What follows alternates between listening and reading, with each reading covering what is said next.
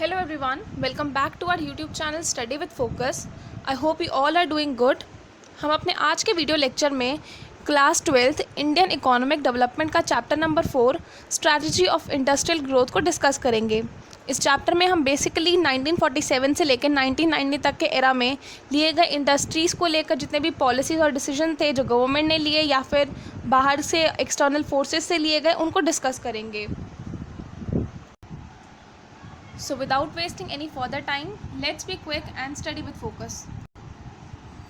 इस चैप्टर को हम 6 फोकस पॉइंट्स में डिस्कस करेंगे, यानी कि हमने चैप्टर्स के 6 सब सेक्शंस बना दिए हैं और अब हम उन पे एक एक करके फोकस करते हुए इस चैप्टर को कवर करेंगे। पहला पॉइंट है इम्पॉर्टेंस ऑफ इंडस्ट्रीज़। हमारे लिए इंडस्ट्रीज़ इम्पॉर्टेंट क्यों हैं। सेकेंड पॉइंट आता है इसमें factor स्टेटिंग participation of state in industrial development. State ने, हमारे जो गवर्नमेंट है, हमारे राष्ट्रीय स्तर पे जो गवर्नमेंट है, उन्होंने ऐसी कौन सी चीज़ें की हैं, ऐसे कौन से स्टेप्स लिए हैं, उनके कौन सी पॉलिसीज़ और एक्शन स्टेट करता है कि उन्होंने इंडस्ट्रीज़ की डेवलपमेंट में एक बहुत इंपॉर्टेंट पार्ट निभाया है।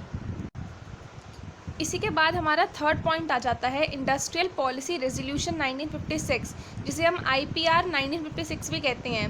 एक्चुअली क्या हुआ था, 1956 में गवर्नमेंट ने रूल्स बना दिए थे और उन रूल्स को ही इंडस्ट्रियल पॉलिसी रेजोल्यूशन 1956 का नाम दे दिया गया।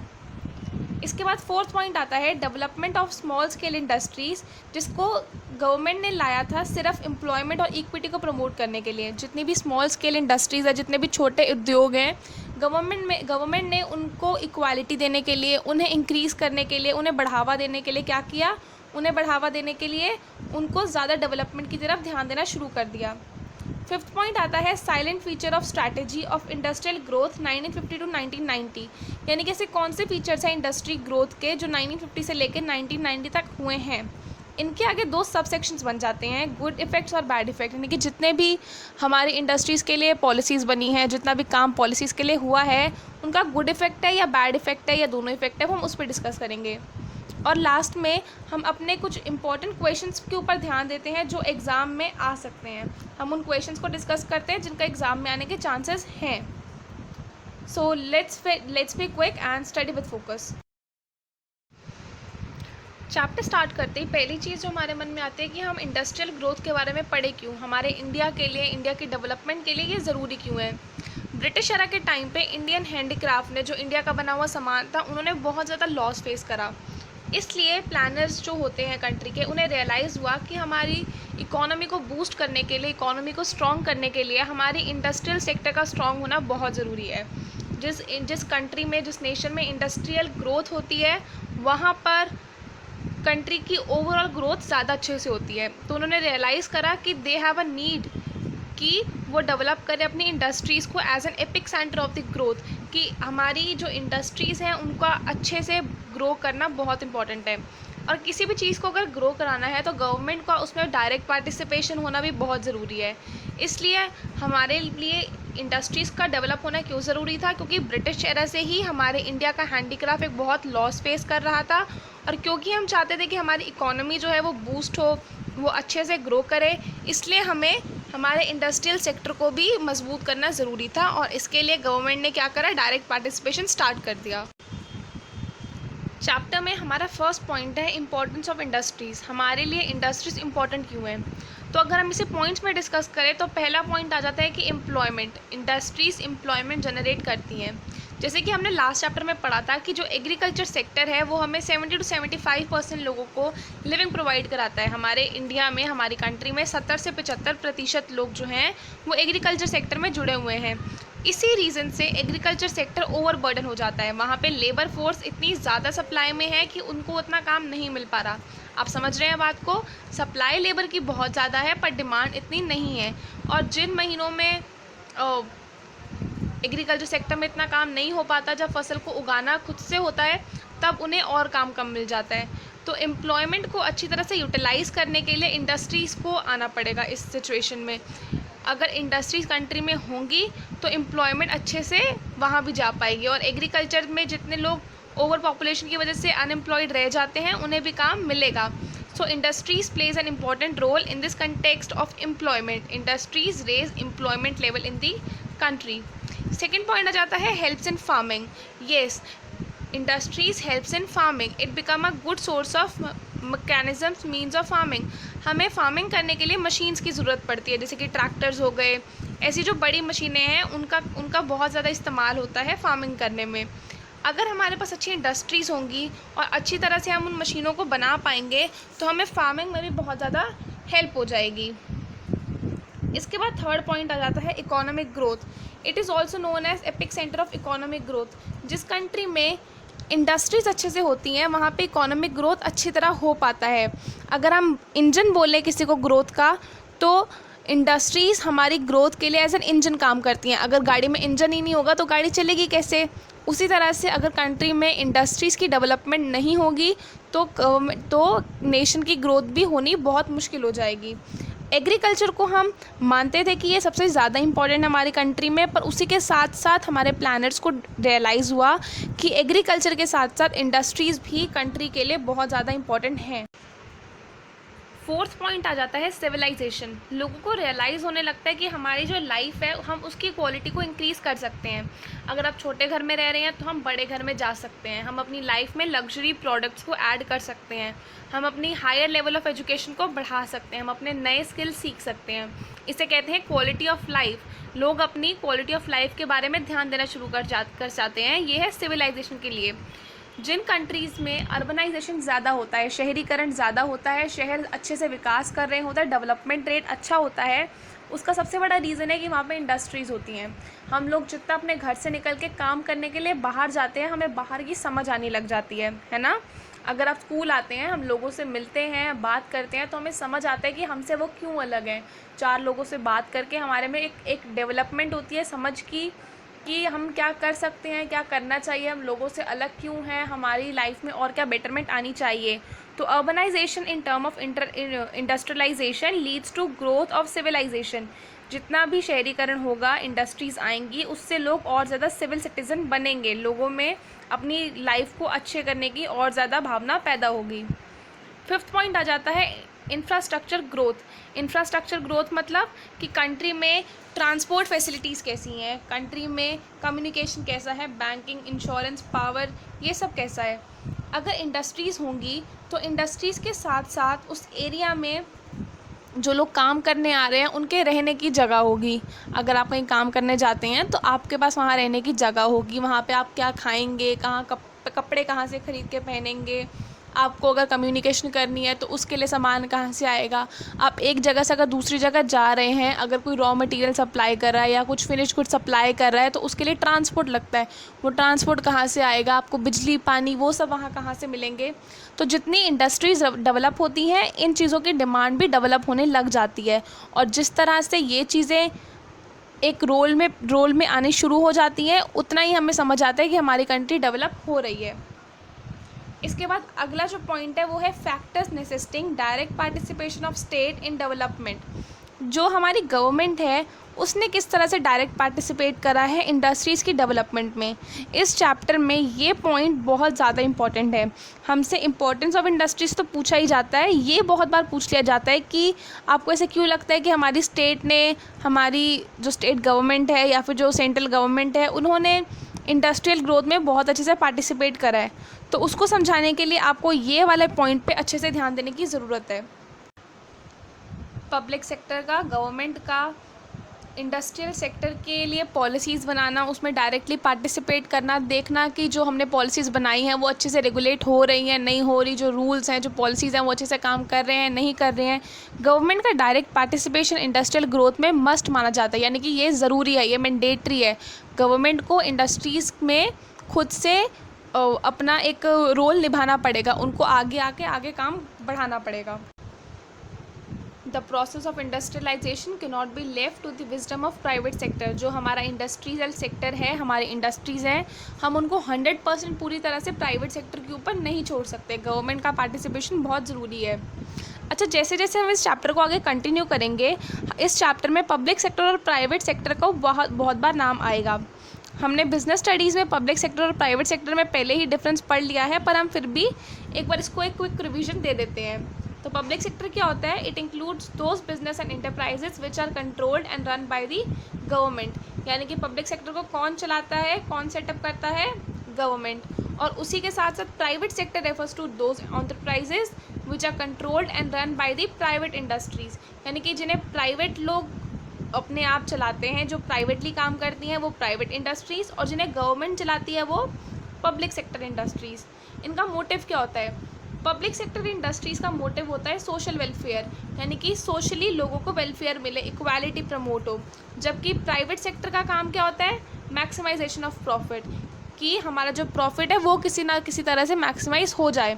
पब्लिक सेक्टर का फोकस होता है कि सब लोगों को इक्वालिटी मिले, सोशल वेलफेयर हो, और प्राइवेट सेक्टर क्या चाहता है कि हमारा प्रॉफिट मैक्सिमाइजेशन हो जाए। हम अपने topic factors necessitating direct participation of the state in industrial development में 3 पॉइंट्स के ऊपर फोकस करेंगे कि गवर्नमेंट ने ऐसे कौन से 3 मेजर स्टेप्स लिए जिससे हमें पता चलता है कि गवर्नमेंट ने इंडस्ट्रियल ग्रोथ में पार्टिसिपेट करा। उसका पहला पॉइंट आ जाता है ग्रोथ विद सोशल जस्टिस। जो भी काम गवर्नमेंट कर रही है वो इसी मोटिव के साथ कर रही है कि पूरी सोसाइटी का भला हो जाए। सोसाइटी में कोई पार्ट, कोई ऐसी सोसाइटी में कोई भी ऐसा रीजन, ऐसा कोई भी कम्युनिटी ना रह जाए जो उस चीज़ से पीछे रह जाए। तो growth with social justice government का पहला मोटिव था। The government realise that this objective could be achieved only through direct participation of the state in the process of industrialisation. अगर गवर्नमेंट को सोशल जस्टिस चाहिए तो गवर्नमेंट को सामने से आकर खुद इंडस्ट्रियलाइजेशन का प्रोसेस में पार्टिसिपेट करना पड़ेगा, because it requires investment that generates employment rather than the investment that maximize profit। अगर गवर्नमेंट इस पिक्चर में आ जाती है, गवर्नमेंट आगे खुद से इन्वेस्ट करना शुरू कर देती है, तो इससे क्या होगा?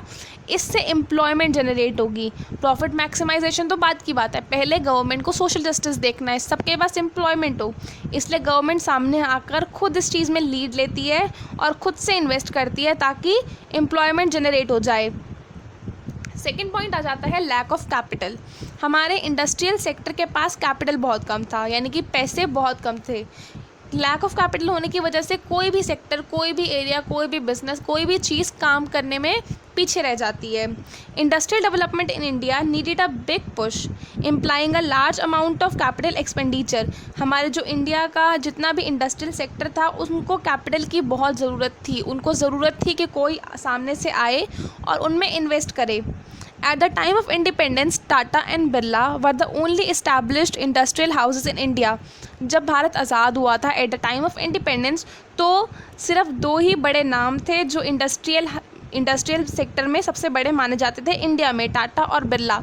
आप इस पॉइंट को मार्क कर लीजिए क्योंकि इसको एग्ज़ाम में पूछे जाने के चांसेस हैं कि टाटा और बिरला ऐसी कंपनीज़ हैं जो इंडिपेंडेंस के टाइम पर इंडिया में सबसे ज़्यादा मानी जाती थी इंडस्ट्रियल सेक्टर में। आपसे क्वेश्चन पूछा जा सकता है कि name those 2 establish industrial houses which were there at the time of independence in India. इसके बाद हम बात करें लैक ऑफ कैपिटल में, तो कैपिटल इतनी कम थी इंडिया के पास। The requirement of capital for the country's industrial growth was far beyond the capacity of their industrial houses. यानी कि टाटा और बिरला और जितनी भी छोटी मोटी अगर और भी कुछ कंपनीज होंगी तो वो इतना पैसा नहीं लगा सकती थी जितना कंट्री को चाहिए। कंट्री की जितनी नीड है, कंट्री को इंडस्ट्रीज़ को डेवलप करने के लिए जितना पैसा चाहिए, हमारे जितने भी इंडस्ट्रीज हाउसेज थे उतना प्रोवाइड नहीं करवा सकते थे। तो क्योंकि प्राइवेट सेक्टर से इतना हमें पुश नहीं मिल सकता, प्राइवेट सेक्टर इतना कैपिटल एक्सपेंडिचर नहीं कर सकता, इसलिए गवर्नमेंट को पिक्चर में आना पड़ा। Accordingly it become essential for the state and government to achieve industrial growth through public sector undertaking. Government को पिक्चर में आकर गवर्नमेंट को खुद से लीड लेकर इन्वेस्ट करके कैपिटल को लगाकर इंडस्ट्रीज़ को और ज़्यादा डेवलप करने के लिए आना पड़ा। जैसे कि अपने अभी सेकंड पॉइंट में डिस्कस करा लैक ऑफ कैपिटल, कि प्राइवेट सेक्टर इतना इन्वेस्ट ना करना चाहता था, ना उनके पास इतना इन्वेस्टमेंट करने के लिए इतने वो कैपेबल थे कि पूरी कंट्री को अच्छे करने के लिए इतना इन्वेस्ट कर पाएँ। अब इसका रीज़न क्या है, क्यों वो इतना इन्वेस्ट नहीं करना चाहते थे, या क्यों उनके पास इतना पैसा ही नहीं था कि वो इन्वेस्ट कर पाएँ, और क्यों पब्लिक सेक्टर को आना पड़ा? इसका सबसे बड़ा रीज़न ये है कि प्राइवेट सेक्टर के पास इतना कुछ रीज़न नहीं था इन्वेस्ट करने का, इतना बड़ा कुछ प्रॉफिट मार्जिन उन्हें दिख नहीं रहा था। अगर हम कहीं जाते हैं, अगर हम कहीं पार्टिसिपेट करते हैं, हम कुछ अगर बिज़नेस करते हैं तो वो हम प्रॉफिट मोटिव से करते हैं। तो हमारे प्राइवेट सेक्टर को हमारे इंडियन ग्रोथ में इतना कुछ प्रॉफिट नज़र नहीं आ रहा था। The private sector investors lacked inducement to invest, उन्हें कोई प्रतिभा ही नहीं थी कि हम इन्वेस्ट क्यों करें. It was because of the limited size of the market, क्योंकि मार्केट बहुत छोटी थी. अगर आप ऐसी जगह पे काम करोगे जहाँ पे इतने लोग ही नहीं हैं, अगर मैं कुछ ऐसा काम शुरू करूँ जिन्हें खरीदने वाले सिर्फ 10 लोग हैं, तो मैं 10 लोगों के लिए तो काम शुरू नहीं कर सकती.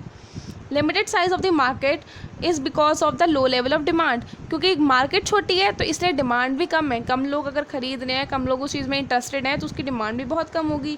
And because of the low level of demand, low level of income generates, क्योंकि लेवल ऑफ इनकम ही बहुत कम है, इसलिए जो भी हमारी जो लेवल ऑफ डिमांड ही बहुत कम है, इसलिए हमारे को इनकम भी बहुत कम होगी. इसे vicious cycle of low investment and low income कहा जाता है. यानी कि ऐसी साइकिल जिसकी वजह से हमारी इन्वेस्टमेंट कम हो रही है और इनकम भी कम है. पहले तो बात ये कि हमारी जो इतना हमें प्रतिभा ही नहीं है कि हम इन्वेस्ट क्यों करें. उसके बाद अगर हो गया तो इन्वेस्टमेंट बहुत लो होगी, और लो इन्वेस्टमेंट से क्या होगी, लो इनकम होगी. लो इनकम क्यों, क्योंकि लो डिमांड है. Only public sector can break this cycle. अगर पब्लिक सेक्टर इस पिक्चर में आ जाए, पब्लिक सेक्टर इन्वेस्ट करे, तो ये साइकिल हटकर अच्छे से चल सकती है. ज़्यादा डिमांड हो सकती है इनकम की, ज़्यादा लोग चीज़ को ख़रीद सकते हैं, ज़्यादा लोग उस चीज़ में अपना इंटरेस्ट दिखा सकते हैं, जिससे क्या होगा, ज़्यादा इनकम आ जाएगी. चैप्टर में हमारा अगला पॉइंट आ जाता है IPR 1956, इंडस्ट्रियल पॉलिसी रेजोल्यूशन 1956. हम इसको a declaration on leading role of the state भी कह देते हैं. एग्जाम में आपका क्वेश्चन आ सकता है, एक्सप्लेन व्हाट इज़ IPR 1956. और अगर एग्जामिनर को क्वेश्चन और ज़्यादा ट्रिकी बनाना है तो वो आपको a declaration of leading role of the state ये देकर भी पूछ सकता है. तो याद रखिएगा कि इंडस्ट्रियल पॉलिसी 1956 को हम और क्या बोलते हैं. Industrial policy resolution 1956 was a clear and a loud declaration of the government on the leading role of the government in the process of industrialization. IPR 1956 आने के बाद क्या हो गया था, गवर्नमेंट ने एज अ डिक्लेरेशन बता दिया था कि हम इंडस्ट्रियलाइजेशन पॉलिसी में, इंडस्ट्रियलाइजेशन के प्रोसेस में एक डायरेक्ट पार्टिसिपेशन करने जा रहे हैं. This resolution led a road map on the second 5 year plan. Second 5 year plan किस पे चला है, सेकेंड 5 ईयर प्लान जो है वो IPR 1956 के अकॉर्डिंग चला है. This is also known as a stone to achieve growth with social justice. Government क्या चाहती थी कि ग्रोथ हो पर साथ में सोशल जस्टिस भी हो, और IPR 1956 इसमें एक बहुत बड़ा रोल निभाता दिखा है. Principal elements of IPR 1956. ऐसे कौन से प्रिंसिपल एलिमेंट्स हैं जिनकी वजह से IPR 1956 इतना ज़्यादा पॉपुलर और इम्पॉर्टेंट बन जाता है. फर्स्ट पॉइंट आता है इसका 3-fold क्लासिफिकेशन ऑफ इंडस्ट्रीज़, यानी कि इंडस्ट्रीज़ को इन्होंने 3 पॉइंट्स में बांट दिया. पहला पॉइंट था ये, those which would be establish and developed exclusively as a public sector enterprises. 3-fold classification of industries में क्या हुआ, इंडस्ट्रीज़ को 3 कैटेगरीज़ में बांटा गया. और पहली कैटेगरी कौन सी थी, वो इंडस्ट्रीज़ जो इस्टेब्लिश भी और डेवलप भी दोनों पब्लिक सेक्टर ने की हैं. वो इंडस्ट्रीज़ जो इस्टेब्लिश और डेवलप दोनों ही पब्लिक सेक्टर ने की हैं. सेकेंड पॉइंट इसमें आ जाता है, those which establish by both private and public sector but private sector become secondary. Now enterprises were to be establish primarily under public sector. यानी कि वो इंडस्ट्रीज़ जो कि इस्टेब्लिश प्राइवेट या पब्लिक किसी भी सेक्टर ने करी हो या दोनों ने मिल के करी हो, पर अब उसमें क्या हो जाएगा, अब जो प्राइवेट सेक्टर है वो सेकेंडरी बन जाएगा. यानी कि प्राइमरी रोल किसका हो गया, पब्लिक सेक्टर का. प्राइमरी रोल पब्लिक सेक्टर क्या हो गया और सेकेंडरी रोल प्राइवेट सेक्टर का हो गया. इसी के साथ साथ जो नई इंडस्ट्रीज़ बनेंगी, जो नई इंडस्ट्रीज़ इस्टेब्लिश होंगी, वो सारी की सारी पब्लिक सेक्टर के अंडर ही इस्टेब्लिश होंगी. थर्ड पॉइंट आ जाता है, other than the first and second were left to the private sector. यानी कि पहले 2 पॉइंट में हमें क्या बताया गया, पहला पॉइंट था वो इंडस्ट्रीज़ जो पब्लिक सेक्टर ने ही इस्टेब्लिश कर रही हैं और पब्लिक सेक्टर ही डेवलप कर रहा है. सेकेंड पॉइंट ने क्या बोला कि इस्टेब्लिश है जिसने मर्जी करी हो, पर अब जो है पब्लिक सेक्टर ही उसमें लीड लेगा, पब्लिक सेक्टर ही प्राइमरी सेक्शन उसका प्ले करेगा.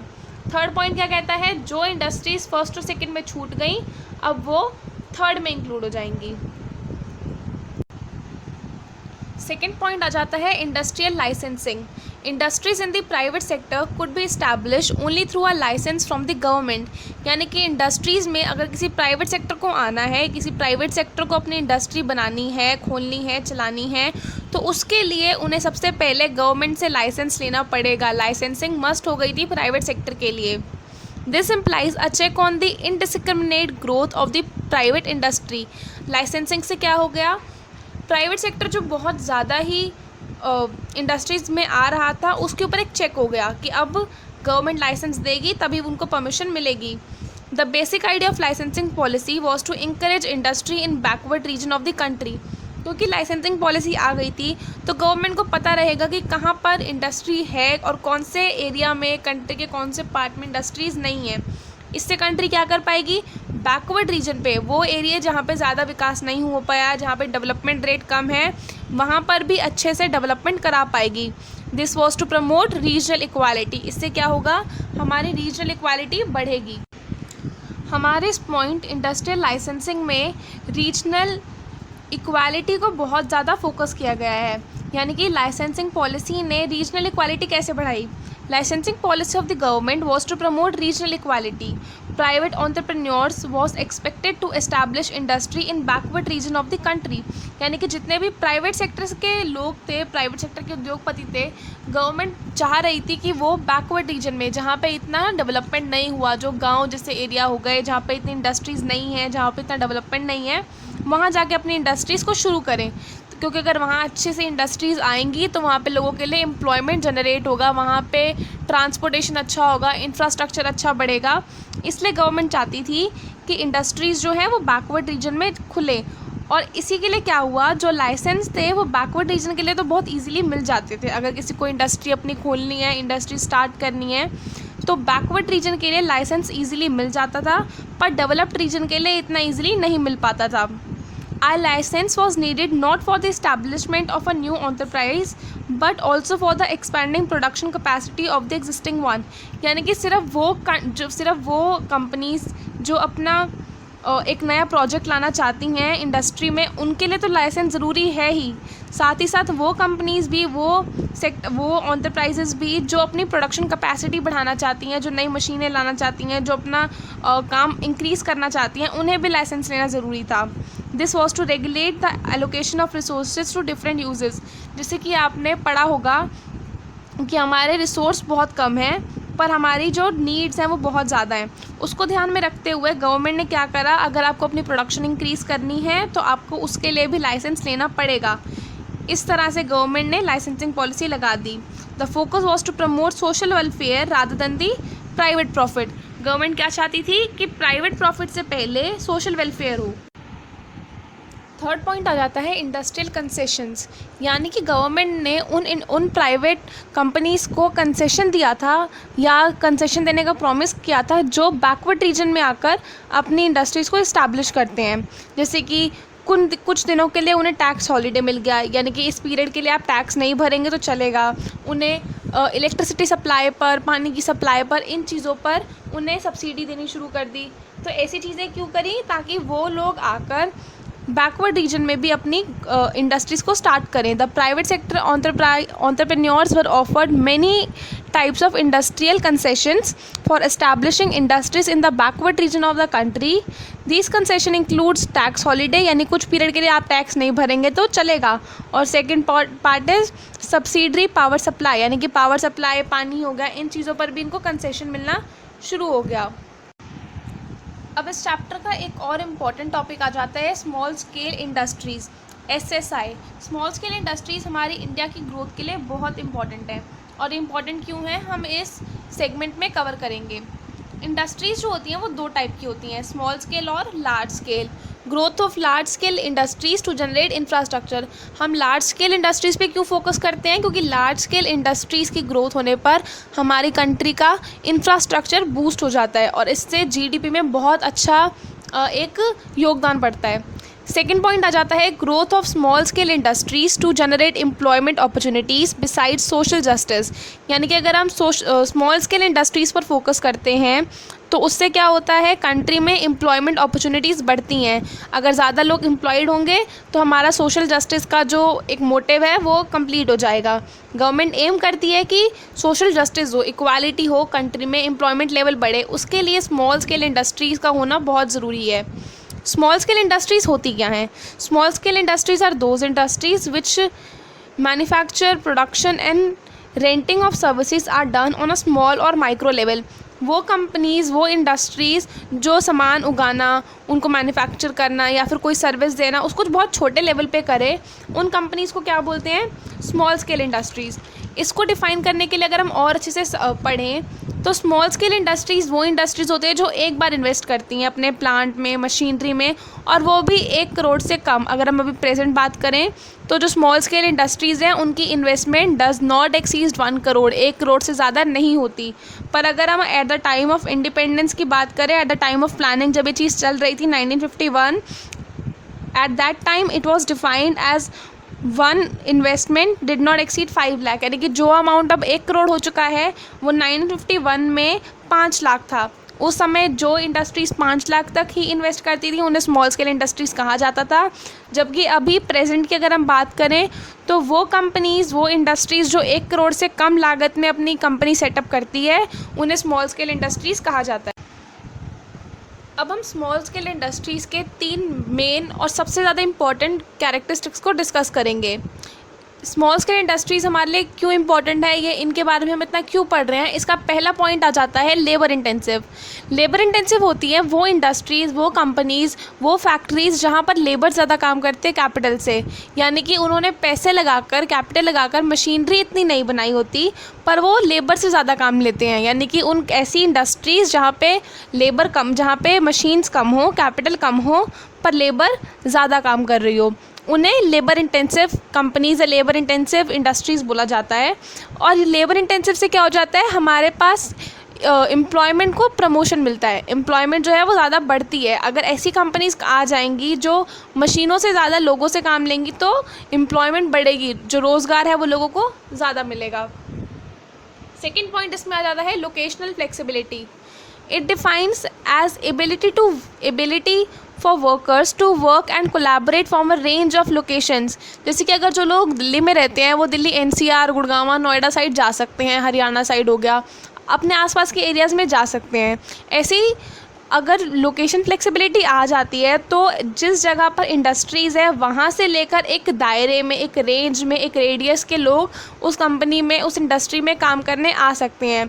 इससे क्या होगा, इक्वालिटी ओरिएंटेशन होगा। अगर मुझे पता है कि जहाँ मैं रहती हूँ वहाँ पे कोई कंपनी नहीं आ सकती, वहाँ पे कोई इंडस्ट्री नहीं है, तो मैं आसपास के एरिया में जाकर भी काम कर सकती हूँ। इससे क्या होगा, इक्वालिटी बढ़ेगी, बैलेंस रीजनल ग्रोथ होगा। हर रीजन की, इंडिया के हर एरिया की ग्रोथ होगी। थर्ड पॉइंट आ जाता है स्मॉल इन्वेस्टमेंट। क्योंकि स्मॉल स्केल इंडस्ट्री है, 1 करोड़ से ज़्यादा इन्वेस्टमेंट हो ही नहीं सकती, इसलिए स्मॉल स्केल इंडस्ट्रीज़ को इस्टेब्लिश करना कंपैरेटिवली ईजी हो जाता है। It needs small investment compare to the large scale industries. It doesn't lead to concentration of economic power rather than promotes equality across different section of the society. Small investment है small scale industries में, इसलिए ये हमारी country को economic power नहीं बना सकती, ये GDP में इतना बड़ा कंट्रीब्यूट नहीं कर सकती, इनसे इतनी ज़्यादा ग्रोथ नहीं हो पाती। पर इनसे क्या होता है, इनसे एम्प्लॉयमेंट बढ़ती है, इनसे इक्वालिटी बढ़ती है, और हमारे इंडिया जैसी डेवलपिंग कंट्री के लिए इक्वालिटी बहुत इम्पॉर्टेंट है। नेक्स्ट टॉपिक हमारे पास आ जाता है features of the strategy of industrial growth, जिसमें हम 1950 से लेकर 1990 तक के पीरियड को डिस्कस करेंगे। इस टॉपिक में आप मान लीजिए हम क्या लिख सकते हैं, अगर हमारे पास एग्जामिनर क्वेश्चन पूछ ले कि फीचर्स डिस्क्राइब करो इंडियन पॉलिसीज़ ऑफ स्ट्रैटेजी के, इंडिया में इंडस्ट्रीज़ की जितनी भी पॉलिसीज़ थी उनकी ग्रोथ के लिए जितने भी फीचर्स बनाए गए उन्हें डिस्क्राइब करो, तो आप इस चैप्टर को एक ब्रीफ में लिख देंगे तो आंसर बन जाएगा। हम इसको अगर 5 छोटे पॉइंट्स में एक्सप्लेन करें तो फर्स्ट पॉइंट क्या बनता है, public enterprises were to play a central role in the process of industrialisation. हमने चैप्टर की स्टार्टिंग में क्या पढ़ा था कि जो पब्लिक सेक्टर है, जो गवर्नमेंट है, उन्होंने एक सेंट्रल रोल, एक मेन लीड ले लिया था इंडस्ट्रियलाइजेशन के प्रोसेस में। वही आप फर्स्ट पॉइंट लिख दीजिए, आपका आंसर बनता चला जाएगा। तो पहला पॉइंट क्या था, गवर्नमेंट का डायरेक्ट पार्टिसिपेशन होने लग गया था इंडस्ट्रियलाइजेशन के प्रोसेस में। सेकेंड पॉइंट आ जाता है, it focus on import substitution, यानी कि वो सामान जो हम बाहर से मंगा रहे हैं, अगर हमारी इंडिया की जो कंट्री है वो बाहर से कोई सामान मंगा रही है, तो इंस्टेड कि हम उसे बाहर से मंगाएं, हम अपनी इंडिया में ही डोमेस्टिकली उसे प्रोड्यूस करें। The idea was to achieve self reliance and economize the use of foreign exchange, यानी कि अगर हम बाहर से सामान कम मंगाएंगे तो हमें बाहर पैसे कम देने पड़ेंगे, तो हमारा फॉरेन एक्सचेंज भी बचेगा और इंडिया एक सेल्फ डिपेंडेंट कंट्री बन जाएगी। हम अपने ऊपर ही डिपेंड करेंगे, अगर हम बाहर से कुछ नहीं मंगवाएंगे तो हम सब चीज़ों के लिए अपने पर ही डिपेंड हो जाएंगे और वो बहुत अच्छी सिचुएशन मानी जाएगी। थर्ड पॉइंट आ जाता है, large scale industries was to develop with the view of building an infrastructure base in the country. जितनी भी लार्ज स्केल इंडस्ट्रीज़ बनाई जाती हैं वो मैंने आपको पहले भी बताया, हम पहले डिस्कस कर चुके हैं कि वो इंफ्रास्ट्रक्चर को बनाने के लिए, इंफ्रास्ट्रक्चर को बूस्ट करने के लिए होती हैं। थर्ड पॉइंट आप इसमें ये लिख सकते हैं। फोर्थ आ जाएगा, small scale industry was to be developed with a view to achieving the objective of employment and equality. जैसे कि हमने भी पढ़ा कि स्मॉल स्केल इंडस्ट्रीज़ क्यों इंपॉर्टेंट है, उन पे क्यों इतना ध्यान दिया जाता है, क्योंकि वो एम्प्लॉयमेंट और इक्वालिटी दोनों पर ध्यान देती है। स्मॉल स्केल इंडस्ट्रीज़ किस पे ध्यान देती है, एम्प्लॉयमेंट और इक्वालिटी पे। फिफ्थ पॉइंट आ जाता है, to protect domestic industry from foreign competition government apply heavy duty on import and fixation of import, ताकि बाहर से चीज़ें ना आ पाएँ। जो सामान हम अपने इंडिया में बना सकते हैं हम उन्हें बाहर से ना मंगवाएं। बाहर सामान भेजना अच्छी बात है, पर बाहर से इतना ज़्यादा इम्पोर्ट ना करें। इसके लिए गवर्नमेंट ने क्या करा, बाहर से सामान लाने पर बहुत ज़्यादा टैक्स लगाना शुरू कर दिया और एक लिमिट फिक्स कर दी कि आप इस लिमिट के ऊपर बाहर से ये सामान नहीं मंगवा सकते। इससे क्या हुआ, जो हमारा डोमेस्टिक सामान था, जो हमारे डोमेस्टिक इंडस्ट्रीज़ थी, उनको प्रोटेक्शन मिली और उन्हें और ज़्यादा बढ़ने में काम आया। तो अगर हम इसको दोबारा एक बार रिवाइज़ करें तो क्या पॉइंट्स थे। पॉइंट नंबर 1, पब्लिक इंटरप्राइजेस ने सेंट्रल रोल प्ले करा in the process of industrialization. It focus on import substitution, import के लिए हमने एक सब्सटीट्यूशन ढूंढ लिया जो कि हमारी अपनी कंट्री थी। हमारा फॉरेन एक्सचेंज जो है वो कम से कम यूज़ होने लग गया। थर्ड पॉइंट क्या आता है कि हमने जो लार्ज स्केल इंडस्ट्रीज़ बनाई वो क्यों बनाई, ताकि हमारा इंफ्रास्ट्रक्चर बूस्ट हो जाए।